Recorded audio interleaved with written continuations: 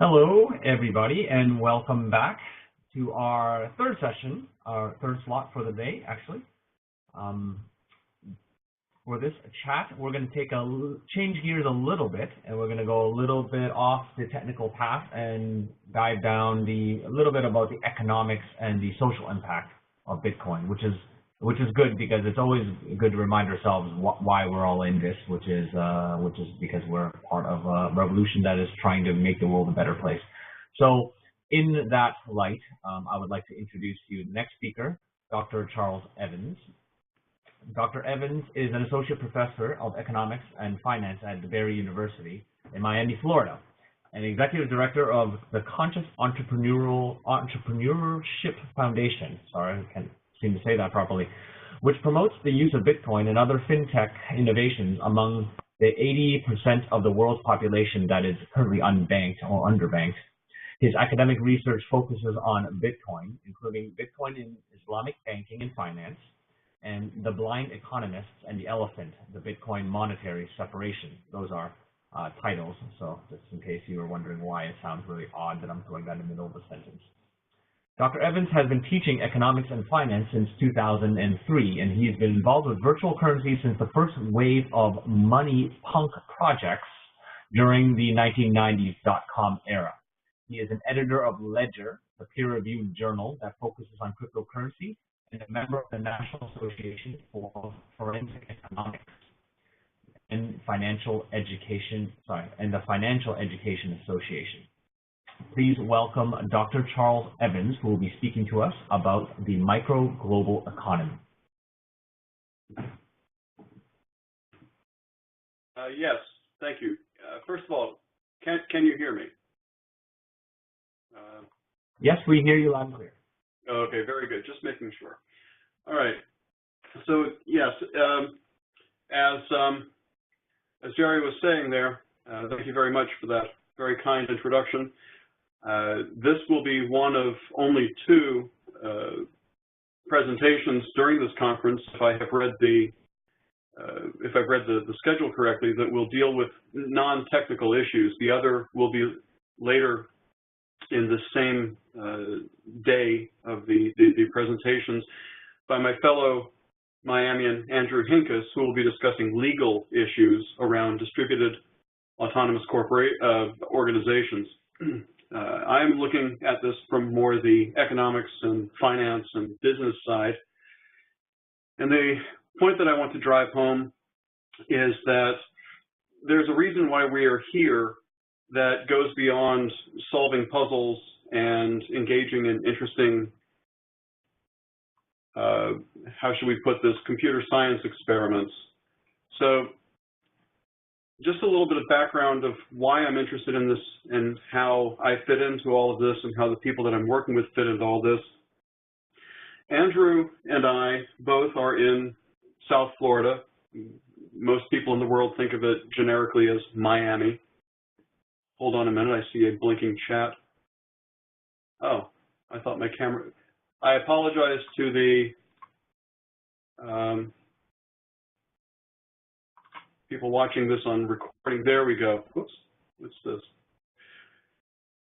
Very good. Okay, so now my camera is on. In any event, one of the things that has drawn me to Bitcoin specifically, virtual currency in general, is not only an extension of work that I've been involved in initially as an activist and then subsequently as an academic studying this stuff over the past 20 years.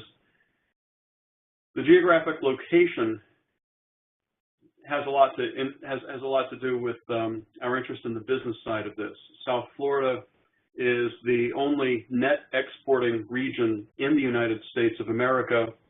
Miami International Airport has more air freight passed through it than any airport in the United States, and it's among the top handful worldwide.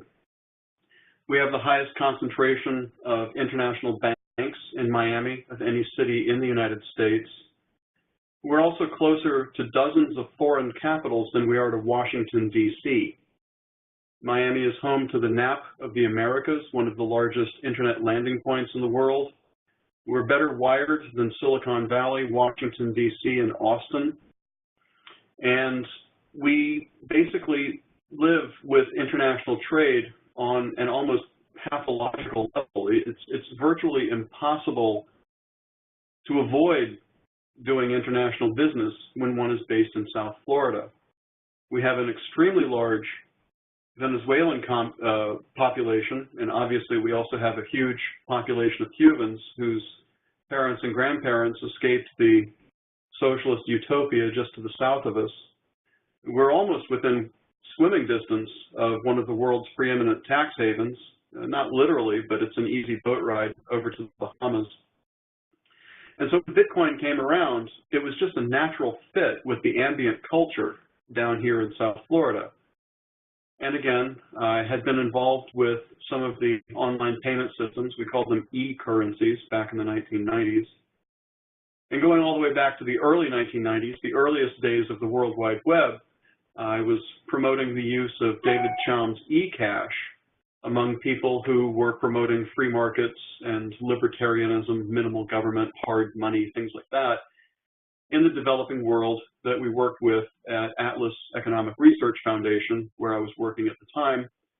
I built their first website. I had just finished my master's in economics at George Mason, and it seemed a natural fit. And so there's this arc that passes over the past 2 decades, and in many regards, nothing ever changes. We're seeing many of the same mistakes being made now as we saw back in the 1990s. We see people who believe that they can levitate, finding out that they cannot. And we find that the business side of things, the suits, are ultimately the reason why we do what we do. Those of you who are familiar with the work of Ian Grigg, an individual with whom I have worked rather closely in the past, although we communicate only occasionally these days, if you go back through his writings, you will find financial cryptography in 7 layers.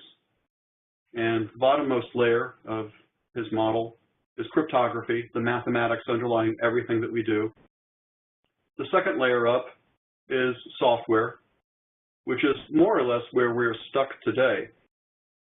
And then you start moving up through some of the components of the business layer, rights, accounting, value. And then at the very, very top is the layer that he calls finance. You could think of it as applications. In other words, actually using this stuff.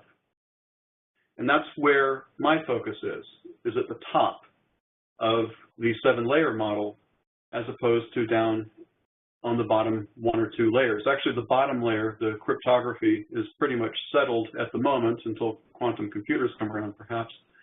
But right now, we're squabbling over the software layer. We're all pretty clear on rights. We're all pretty clear on accounting. We're all pretty clear on value. There's not too much dispute there. So I'm going to jump from the grubby debate of the day over block size and things along those lines to the top of the 7-layer model. Why are we even bothering to do this, aside from solving interesting puzzles? Well, if you look at the first sentence of the abstract of Satoshi Nakamoto's paper of 2008, it reads, a purely person-to-person, a purely person-to-person version of electronic cash would allow payments to be sent directly from one party to another without going through a financial institution. Perhaps we might reword that through an intermediary, since financial institution has a regulatory definition and understanding. But the point is that Bitcoin was originally envisioned as person-to-person without intermediaries of whatever kind. The introduction of the Nakamoto white paper, the first sentence, addresses issues related to trust. And the idea is that Bitcoin can operate in an environment in which there is no trust. And many of the software solutions that are being offered for the current bottleneck involve, in essence, trusting somebody to set up some sort of a sidechain, lightning network, et cetera, in order to enable the scaling of the transactions. However, the original vision was otherwise. Once again, I will leave it to the technology people to debate the merits of various proposals that are on the table and new proposals that will come available. But the point is that those of us who are out here in the wilds trying to actually use this stuff want to use it as a peer-to-peer, person-to-person, counterparty-to-counterparty payment medium, and that's how it's understood. The history of Bitcoin seems to be one of the things that is kind of anchoring us to the past. Remember, January 2009, Bitcoin was still a proof of concept. It was still a computer science experiment. Those of you who've read the rather long article that came out recently in the London Review of Books, or London Review of Books or London Book Review, I forget which. But anyway, 35,000 word, it's a book actually at that length, about the Craig Wright saga. Nobody knew in 2009 or 2010 that Bitcoin would have anything like the value that people have discovered in the past half decade. And so we seem to still be mired in that world where when you look ahead to 2010, we have the 10,000 Bitcoin pizzas from Jacksonville, Florida. We move ahead to 2011, 2012, and now Bitcoin is beginning to gain some fan club, if you will. I'm sure you could call it something better than that. But the point is that people were playing with this stuff, and it started to look like it was potentially cool. Those of us who had seen proposals come and go over the previous couple decades were suspicious. And then some of us came to realize that there was something here before others of us did. And eventually, most of us who had been around for a while kind of came around to it. I've seen an interesting transformation. I would place myself somewhere around the middle. Some of my friends who are heavy-duty programmers in the field were fascinated by Bitcoin a little bit before I was, and I recall that by the time I became fascinated, others among my older acquaintances were skeptical longer than I was, and now they seem to be promoting Bitcoin as much as anybody else. And so you come through 2013 after FinCEN issued the guidance in March of 2013.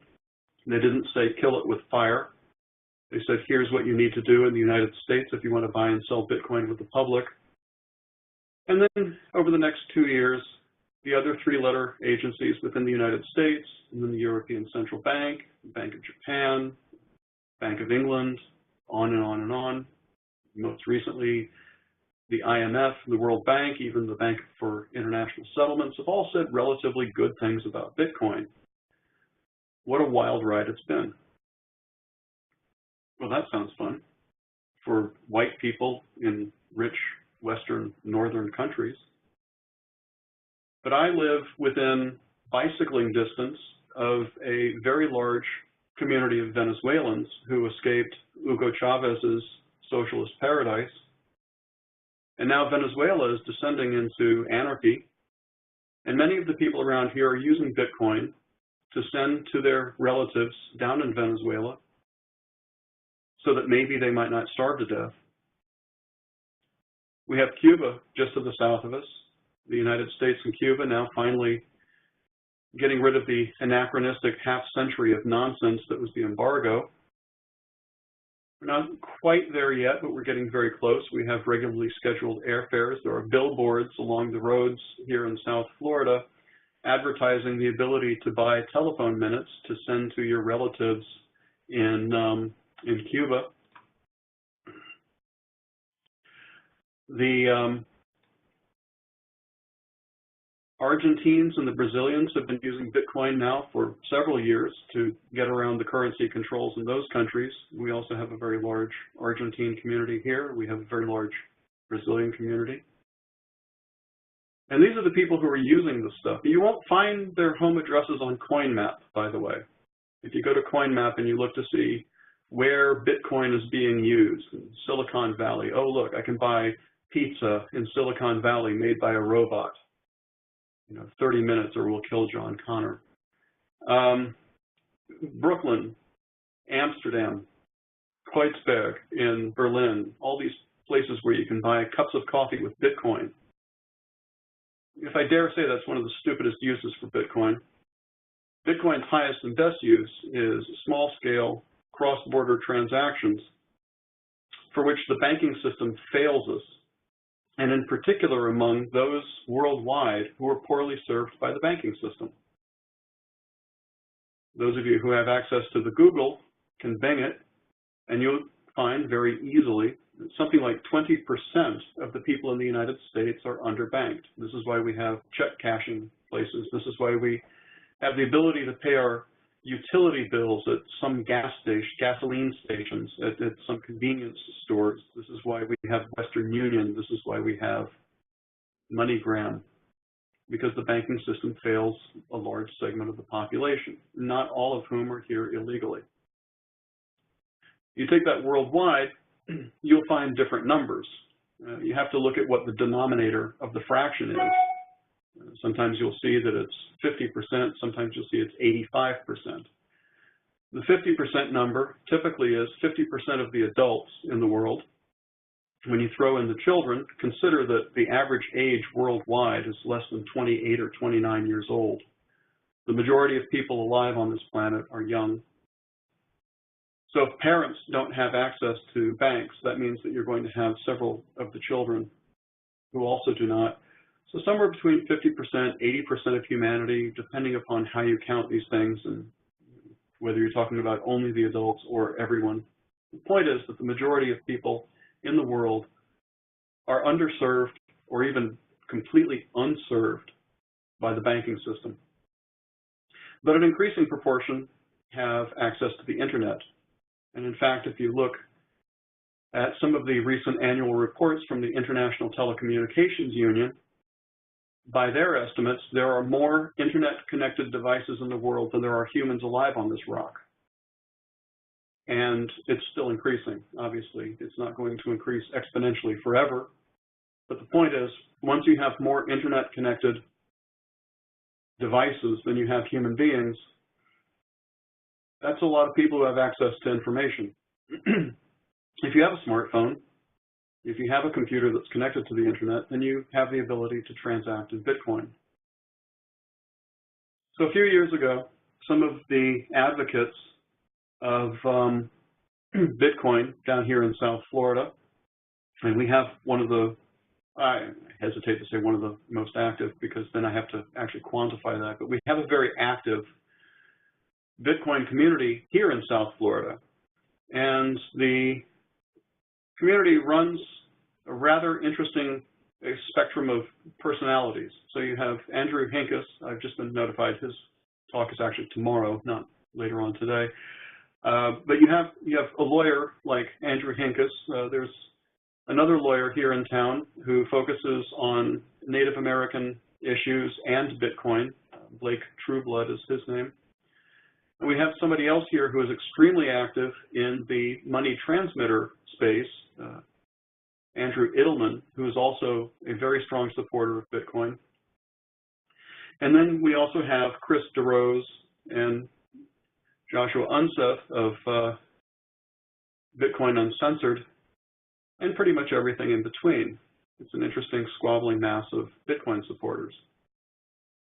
So some of us a few years ago decided that we would take a more formal approach to supporting Bitcoin, and we split off and we started the Conscious Entrepreneurship Foundation. The Conscious Entrepreneurship Foundation is recognized as a nonprofit membership organization by the Internal Revenue Service. That's our tax ministry for those of you outside of the United States. And we're very small, all volunteer, hardly any budget, still waiting for that killer app. But in the meantime, we have been working closely with people like Philip Asade in Ghana and Ala Itireling, if I got the name right, in Botswana, so the Bitcoin lady in Botswana. Several people from Zimbabwe. We have contacts in Nigeria, Kenya, We're working with several people in Sierra Leone in early stages of development of their projects.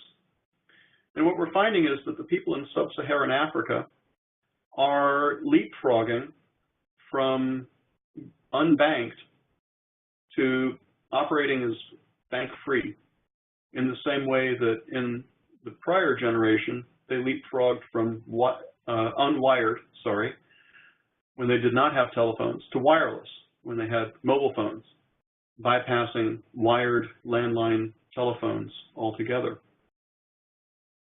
Now, that we wound up working with so many people from Africa rather than Latin America or the Caribbean was a complete surprise to us. I was utterly convinced that we were going to be working closely with people in Jamaica, Central America, Venezuela, Brazil, Argentina, but for whatever reason, and I still have not figured out why, it turned out that the people in sub-Saharan Africa gravitated to us in numbers that we found both surprising and delightful. And the transformation that we've seen with some of these folks over the past 2 or 3 years has been nothing but mind-boggling. It's been absolutely delightful and stunning to see somebody go from completely naive, casting around, trying to find some sort of business model, to Philip, who now, in the meantime, has organized Bitcoin conferences in Ghana, where he gets 200 to 300 people to show up to discuss using Bitcoin, how to do business across borders with it, how to form relationships. And one of the most important things that he is conveying to the folks there is how to communicate with us, because the social aspect is the most important. Remember, money is a social institution. Money is not some technical puzzle. Money is a social institution that dates back to the dawn of civilization. The bits of gold, the bank accounts, whatever, these are just tokens that represent the money. Money is a suite of services, and whatever serves the purpose of providing those services the best is the best money. Money is medium of exchange, storage of value. Fiat currency is a terrible storage of value over the long run. Unit of account. Bitcoin is not yet a very good unit of account. Measure of value. What is your car worth? My car is worth so and so many dollars. My car is worth so and so many euros. I don't think that there are too many people yet who will look at their houses and say, oh, my house is worth about 100 Bitcoins or 1,000, whatever. Actually, I just made my own point. We don't use Bitcoin as a measure of value quite yet. Now, as the market becomes deeper and as more people adopt Bitcoin, it is entirely possible that Bitcoin would become a measure of value and a unit of account in its own right. But in order to reach that level of maturity, Bitcoin needs to reach that level of maturity. And one of the things that is lacking in a lot of these debates that we're hearing these days is a certain level of maturity. I hesitate to become emotional at this point, but it's very difficult to avoid doing so because I am working very closely with people who are on the ground in the parts of the world where stuff is needed. Okay? There's a gentleman by the name of Hans Rosling. That's H-A-N-S, and his last name is Rosling, R-O-S-L-I-N-G. You can find his website at gapminder.org, G-A-P-M-I-N-D-E-R.org. Watch his videos. The middle 75, 80% of humanity has been making a good, hard run for the middle class over the past century. It used to be that there was a tiny handful of wealthy white people in Western Europe and North America, and the rest of the world was poor. And in Western Europe and North America, we had long life expectancies and small families. In the rest of the world, they had short life expectancies, high infant mortality rates, and large families, in large measure to compensate for the very high infant mortality rates. You roll the clock ahead now, and you find that the 5.5 billion people in the middle of the 7 billion of us worldwide are largely entering the middle class now. Just recently, Colombian government officials and the FARC rebels now have signed a ceasefire, and quite possibly Colombia might finally enjoy real lasting peace. Mexico, when I was a child, was an authoritarian dictatorship, and in fact, throughout Latin America, military dictatorships were the norm when I was a child back in the 1960s and 1970s. Now, throughout Latin America, every government is democratically elected except for Cuba, and Cuba now is making steps in the direction of joining the rest of us. So these 5.5 billion people want to participate in the global economy as equals with the rest of us. They want to buy things that they don't have easy access to where they are.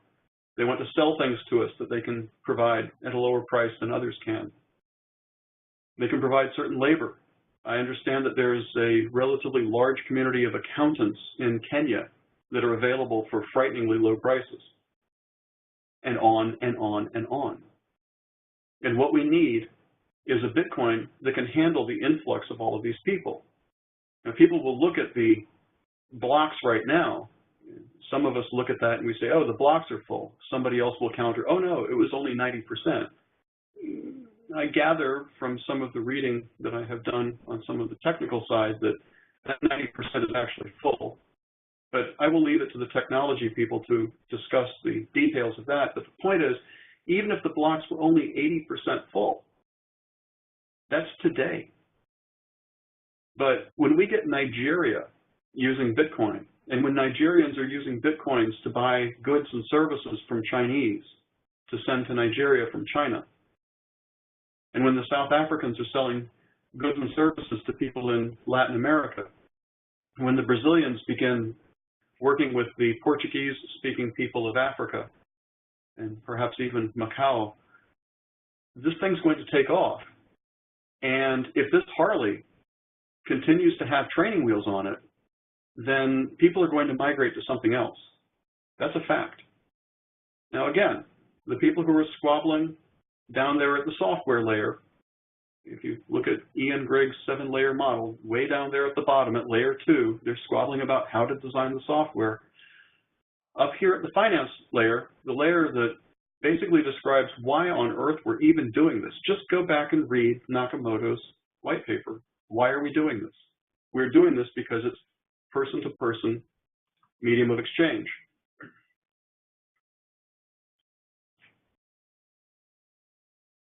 Bear with me just a moment.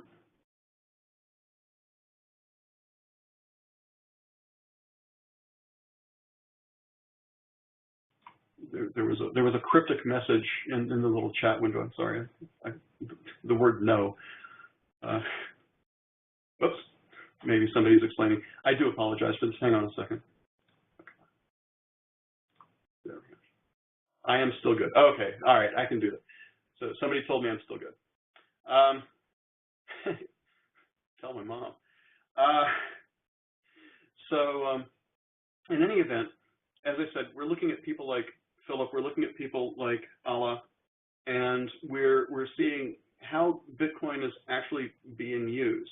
Yes, we do have speculators who are flooding the markets with a bunch of noise transactions, but we have to live with that. Fisher Black, one of the authors of the Black-Scholes model of option trading, wrote a paper in 1986 called Noise. If you look for Fisher Black Noise 1986, you can find that this paper has been posted on the internet. And we have to live with noise if we want to have market liquidity. I won't go into that in any great detail. If you're interested, read the paper. If you want to discuss it with me, find me. Charles Evans Bitcoin. It's not that hard to find me. Be sure to put Bitcoin on there, though, because if you just put Charles Evans, you're likely to get the president of the Chicago Fed, which would be ironic. So the point that I'm making here is that Philip has started his remittance network between London and Ghana. And the way his remittance network works is that the people in London will buy Bitcoins, which is very easy to do in London. They will send him the Bitcoins, and then he will transfer telephone credits to the ultimate recipient. So he now is short telephone minutes, and he's long Bitcoin. Now, it turns out that it's very easy for him to sell Bitcoins in the local market in Ghana. Ghana's gone completely crazy for Bitcoin. So he sells the Bitcoins, and now he has Ghanaian cedi, the local currency. He takes the cedi to a kiosk, and he buys more telephone minutes. So now he's long telephone minutes again, and then somebody from London will send him the Bitcoins. He will transfer the minutes to the ultimate recipient. He will sell the Bitcoins, buy telephone minutes, and around, and he has now crossed the penny gap. He's not making money hand over fist, and in fact, if any investors who are interested in buying on growth, by the way, that's where the money's to be made, is buying on growth. There's no point speculating in Swiss or Luxembourg real estate because it's already expensive. But the growth is out there among the 5.5 billion who are making a hard run for the middle class. Down in the Caribbean, you have BIT, B-I-T-T. Those gentlemen are doing some absolutely stellar work. In the Philippines, you have many different services that are using Bitcoin. You have BitPesa in Kenya. And all around the world, people are setting up these grassroots remittance networks, and that's where the social good is, that's where the profit is to be made, because out of 5 billion people worldwide, surely you can find a target market. My own academic research, I'm focusing in general on Bitcoin, but I'm also, through the strangest accidents of history, I found myself spending time wrapping my mind around Islamic finance, and I was motivated to do this when I had the epiphany that Bitcoin does not have interest underlying it, and therefore it might actually fit with the Islamic mode of thinking better than interest-backed fiat currency. That didn't really excite me nearly as much as realizing that 25% of the world's population is Muslim. That got my attention. You look at Indonesia, the world's most populous Muslim country, it's huge.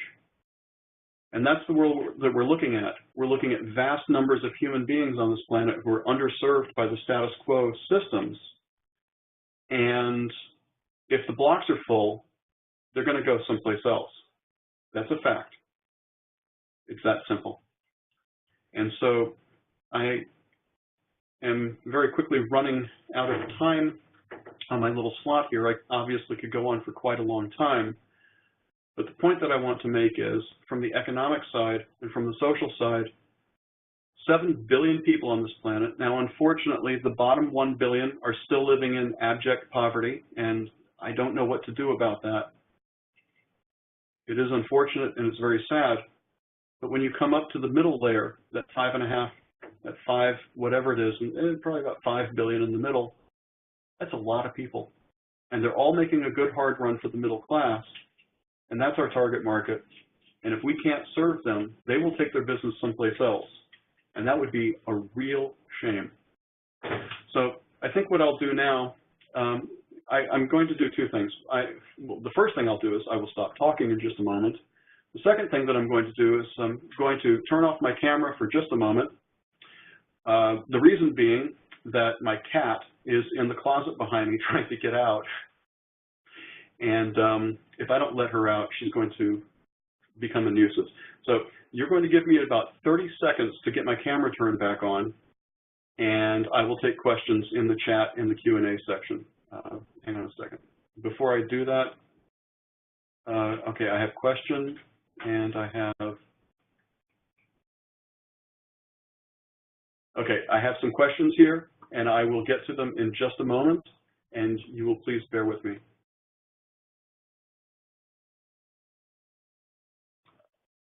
There. I am reminded of the cats that I saw running across the stage at the one of the big, like the G20 meeting or something recently. Sorry about that. Okay, so your question. All right, so I have from the perspective of the lowest common denominator user of Bitcoin, what do you think the maximum fees they can support before they may be forced to use something other than Bitcoin?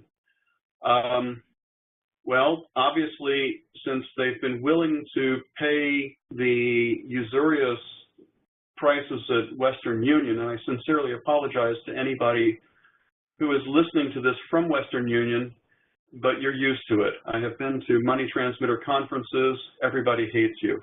I'm not saying that it's a good thing. I'm simply stating that as an empirical fact. But then again, the folks at Western Union did invest in a Bitcoin company, so I think they're coming around. So I think that's actually a good thing. But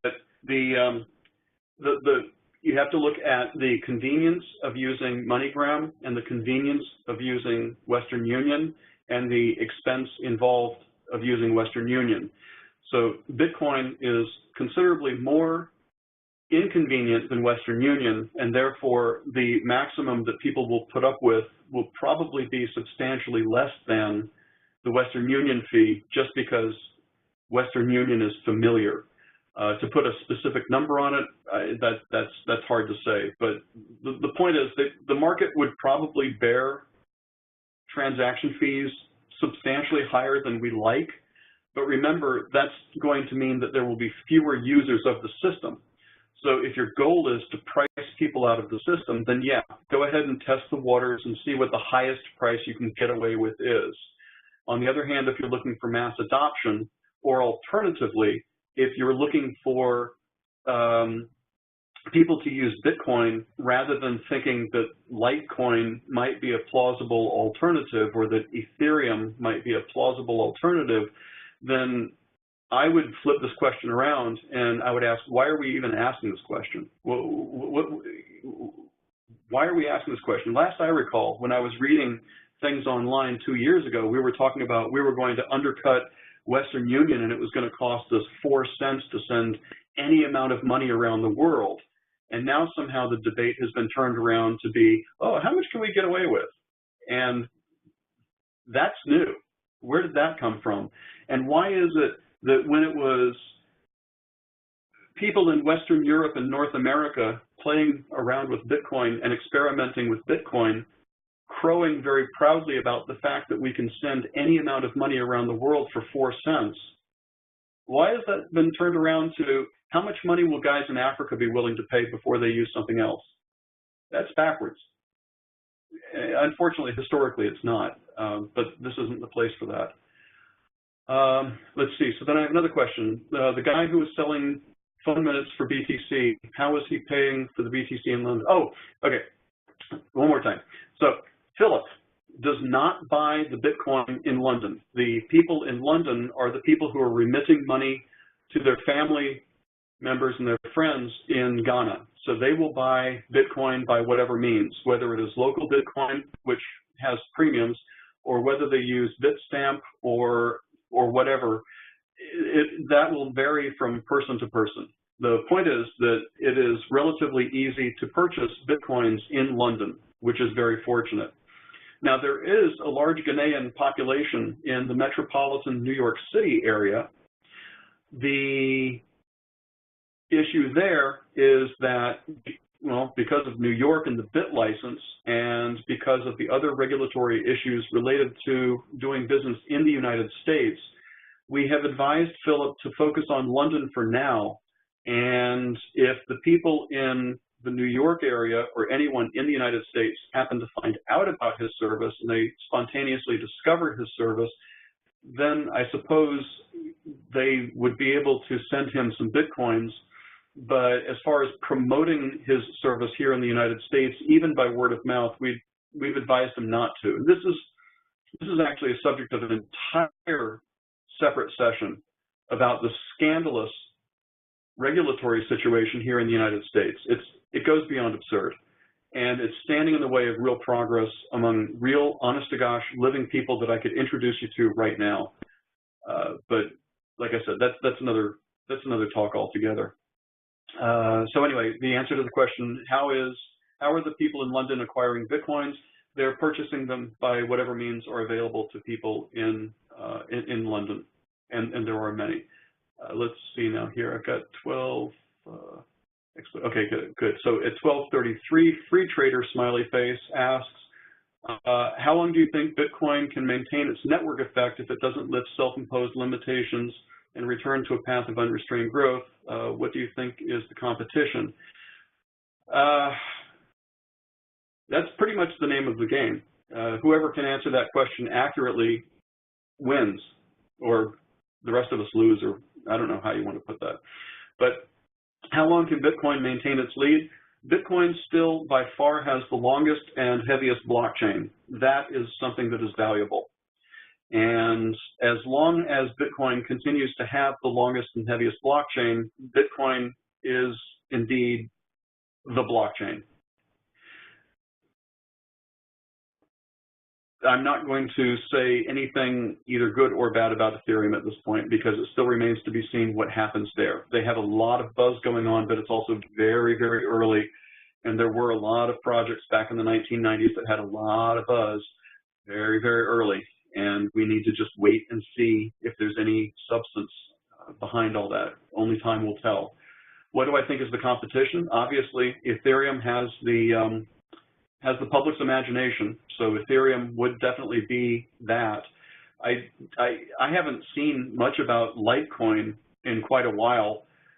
And again, remember, I'm out here with the grubby people who are actually sending this stuff to their grandmothers back home. So I wouldn't think of me so much as an expert as maybe, you know, like a market study participant in that regard. But it looks like Ethereum at the moment has the buzz. But I have not heard anything from any of the people that I'm working with that they're thinking of jumping ship from Bitcoin to Ethereum at this point, in very large measure because Bitcoin does you can do a lot of stuff with Bitcoin. You can do a lot of really cool stuff with Bitcoin. But when you get right down to it, when you're explaining this to your grandmother, Bitcoin does one thing and it does one thing extremely well. And for us to explain Ethereum to our grandmothers might be asking a lot. So I think Bitcoin still has the lead.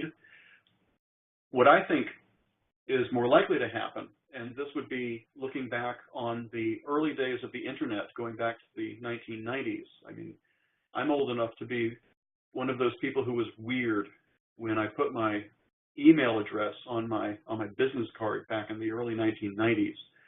And back then, there was a huge debate concerning the soul of the internet. It should never be used for commercial purposes because it's there for academic research and, you know, Richard Stallman and Truth, Justice, and the American Way or whatever.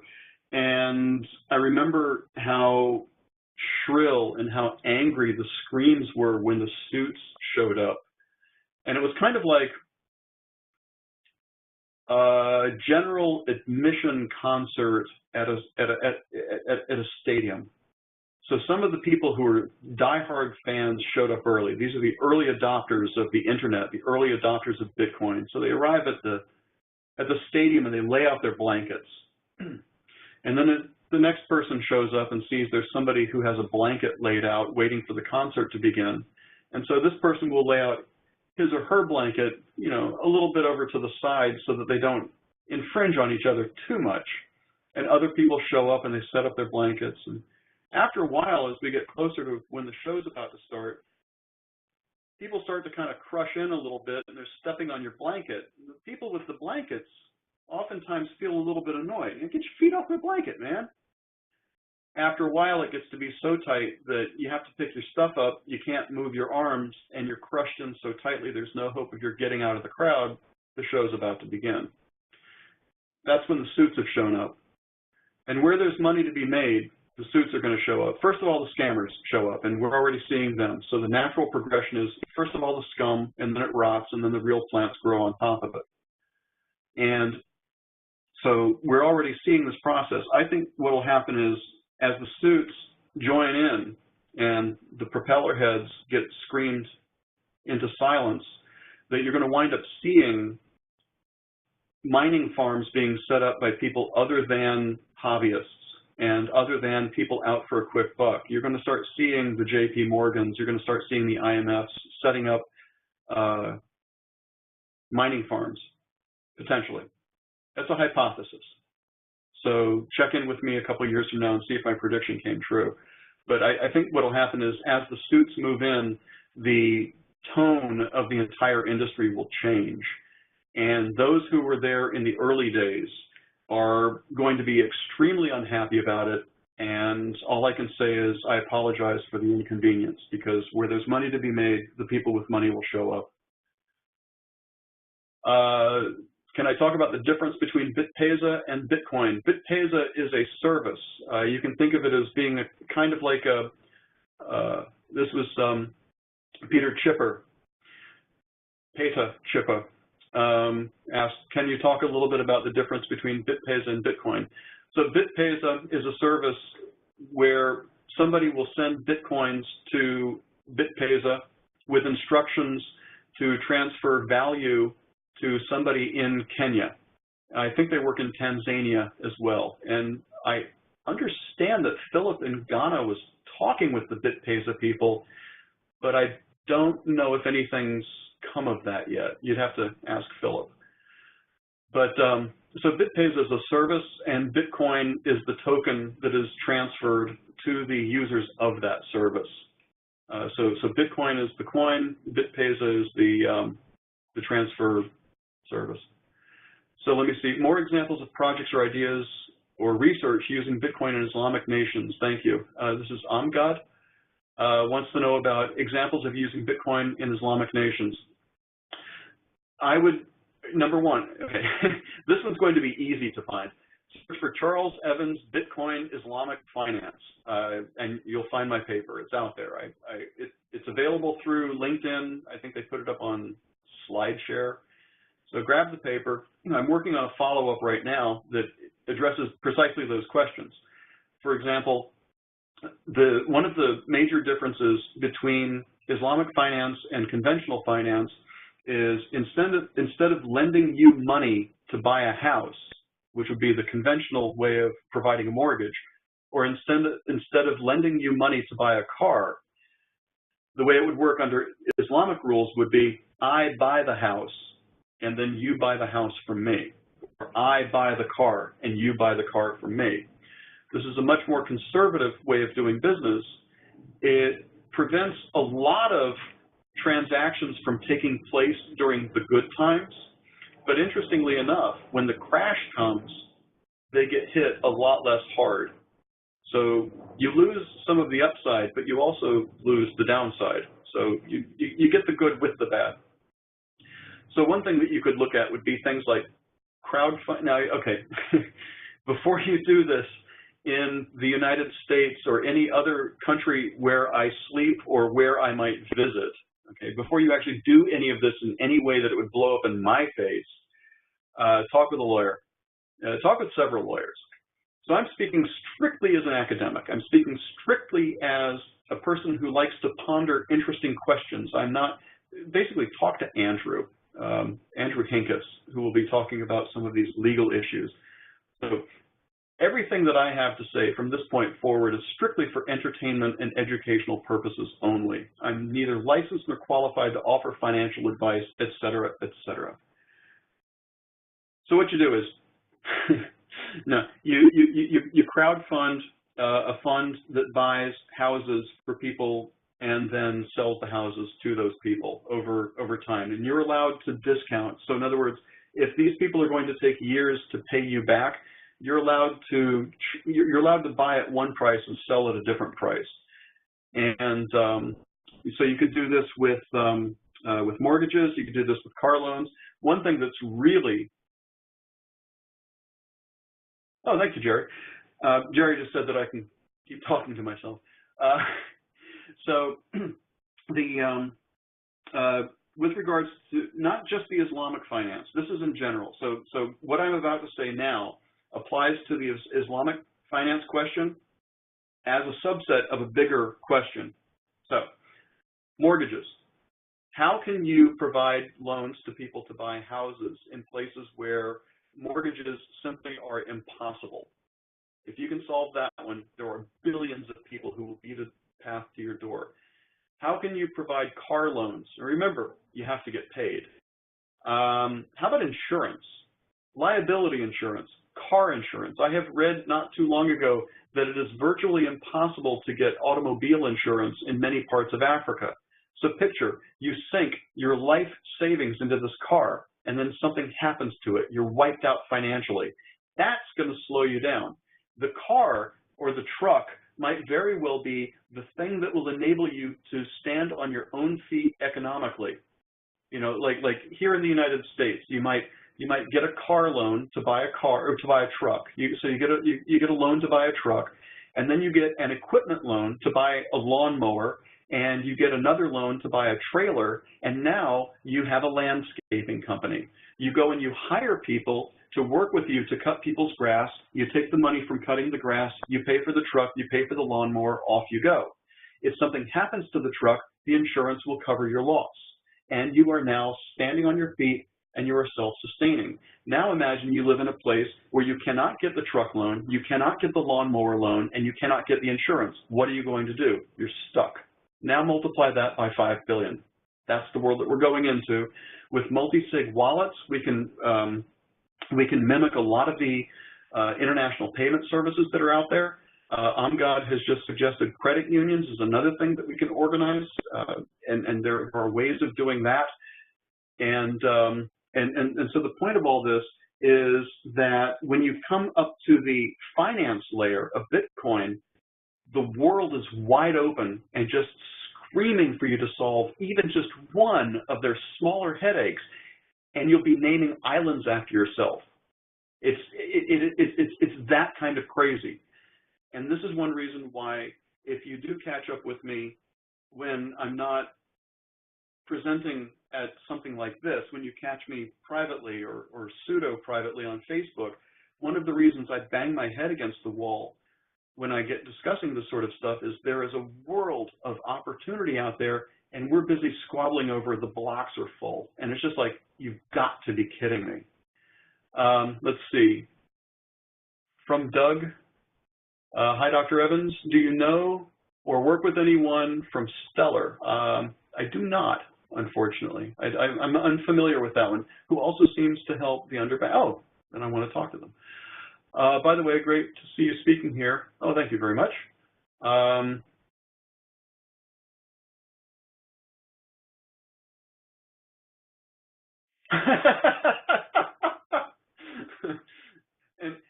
and apparently because I live in a place that has high humidity, my face has not wrinkled since the San Jose conference. Thank you. I actually don't have a follow-up for that. If you live someplace that is dry, you should move someplace humid. It keeps your skin smooth. Well, congratulations, Doug. You totally caught me off guard. Normally, I can handle all sorts of off-the-wall things without doing this, but anyway. Just in closing, these are not necessarily as related to micro this and that and the other thing, but just to give some sense of where the world in general is going. Bear in mind that somebody from the Securities Exchange Commission just recently came out and said that they are very interested in the blow-up of the Dow, but the same individual went to great lengths to explain that we're not trying to crush this new, strange virtual currency fintech industry. And bear in mind, if they did, then many of the people who were listening to this, both live and who will listen to it later in archive form, would pack their bags and move to Panama, Costa Rica, Uruguay, heaven help us, China. Some of those who actually have some money might move to Switzerland or Luxembourg. The American officials don't want to see that happen.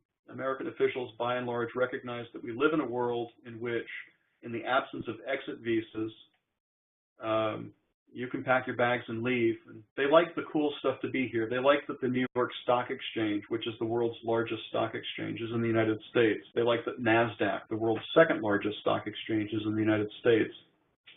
They like that Silicon Valley is in the United States. The Americans like that the cool stuff's here. Those of you who are not U.S. residents, and many of you who are U.S. residents might find that to be irksome, but that's the world that we're in. And so they'll bluster, they'll rattle their sabers, but if you go back to 2013 and you look at some of the interviews that Bart Chilton gave when he was working with the Commodities Futures Trading Commission, he was making it very clear that if the CFTC wanted to, they would regulate this thing. Now you look at Bart Chilton's most recent statements, and he's come full around. I mean, the only thing missing is for Paul Krugman to, like, stop that thing that he does. We're getting to the point now where people are making their peace with this stuff. I was invited after delivering some comments at a bankers conference here in Miami, where there were thousands of people from Latin America and all over the world, mostly Latin America. They were talking about the difficulties of correspondent banking and how difficult it is in this post-9/11 world just to do their jobs in places like Jamaica and St. Martin and places like that. And as a result of that, I was invited to speak at the Atlanta Fed office in Miami. There's a large branch office in Miami of the Atlanta Federal Reserve. Interesting story about that one is back in the 1980s, that was the only branch office of the Federal Reserve that had more cash at the end of the day than they did at the beginning of the day. So the point is that the world is coming around to this stuff from the top, the Bank of England, Bank for International Settlements, and all those guys. And the people down at the bottom are trying to use this stuff to get ahead. And if we don't stay true to Satoshi Nakamoto's original vision, something else will. It won't be smooth and it won't be easy, but wow, talk about your missed opportunities. And so I'm going to leave it at that. Anyone wants to pick this up, I will be more than happy to discuss this privately. You can chase me up on Facebook. You can take it to email if you want to keep it pseudo-confidential. But so thank you very much for your time.